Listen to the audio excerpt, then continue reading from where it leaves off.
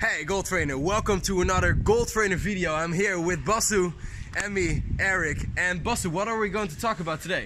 As we promised you guys, we are working on the basics, and today is gonna be push-ups 101. Why is this exercise so extremely important? Well, it actually works on so many different aspects of the body, not just the whole push chain, so your chest, your triceps, shoulders, but it's also working your core. It's working your back muscles as the antagonist, so the muscles that also are required to work within the exercise. Well, as a summary, a lot of beautiful things to work on within this easy but not simple exercise.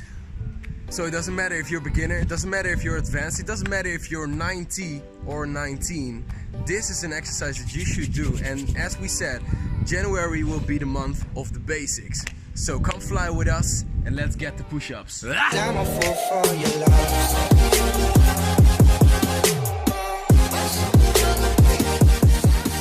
We said push-up basics 101. This exercise is simple but not easy, and there are so many aspects, important aspects to focus on, so let's do that right now. The first thing is the hand placement. Make sure that your hands are placed in one line, alright? So if that's hard, use a stick for example, but they need to be equal. Now the second thing is place your hands right beneath your shoulders or a little bit wider. The important factor with this one is you really want to make sure that the elbows stay above the wrists, alright? So give yourself the space, give your body the space to be able to do that, alright? Now, if we are in the first starting position, so a straight arm plank, as you see, the arms are straight, wrists are right beneath the shoulders, and the total body is straight. So there's a straight line from shoulder to, well, heel. We are on our toes, and from this point on, it starts to get interesting. Now, first let's talk about the elbows. What are we doing with the elbows? Because I hear several stories.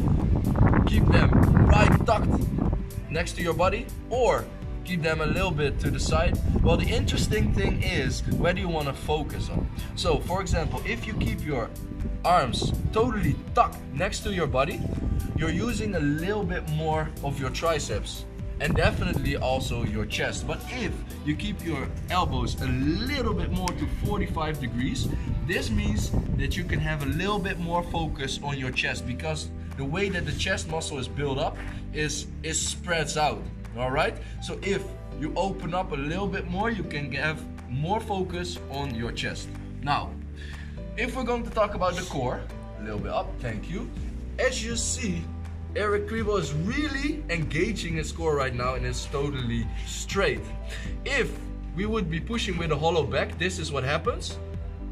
There you go. He's letting go of the engagement of the core, and he's getting a hollow back. You'll feel this in your lower back, and this means that you will be, well, the chest muscle, if this happens, it means that the strength in the chest is either too fatigued or there isn't enough strength. So you're going to push with just the upper part of the upper body, all right? So this, we call this the pelvis tilt, and it's extremely important to be able to do a full push-up, because next tip or next rule, if we're doing a push-up, make sure that you push with your whole body. So take the whole body as a plank, up and down. So that looks like this, down and up as whole. If you do it separately, it looks like this. Can you lose the core, please? Yep. One, up, and then the core. Push it up. There we go, that's separately. Or even, if we go down, push the core up first, and chest. There we go. Two ways we do not want to perform the push-up. Now, the next important thing is, where is your chest going to? I see a lot of people getting their chest, well, in front of their hands or even over it.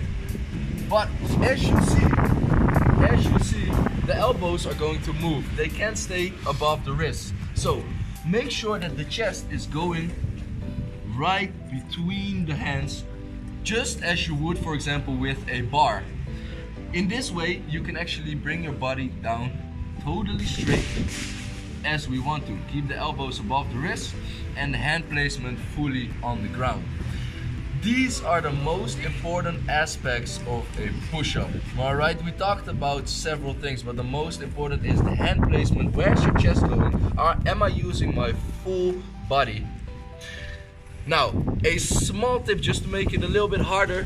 For example, you could use diamond push-up. Bring your hands a little bit closer towards each other. And why is this harder? You're working, you actually will feel that you have a little bit more essence, a little bit more function and work in the inside of the chest muscle. Alright? Now the last thing we really want to focus on when we're doing the push-up is totally finishing the push-up. So actually engage your chest, push it inwards and pull your shoulders towards each other as if you're really squeezing in. And this way you'll, well, optimally use the muscle. These are the rules for the push-up. You did amazing, thank you very much. If you have any questions at all, anything you would like to learn, any questions about core exercises, leg exercises, whatever, ask us. This was push-ups 101. You have anything to add? If you find it hard to do all of the push-ups, what you can do is, of course, you can go on your knees when you're doing the push-up. You don't have to do it on your toes. You can do it on your knees, so there's less force on your chest. So at the GoalTrainer, we are always working on your fitness level. If you have any questions, please let us know.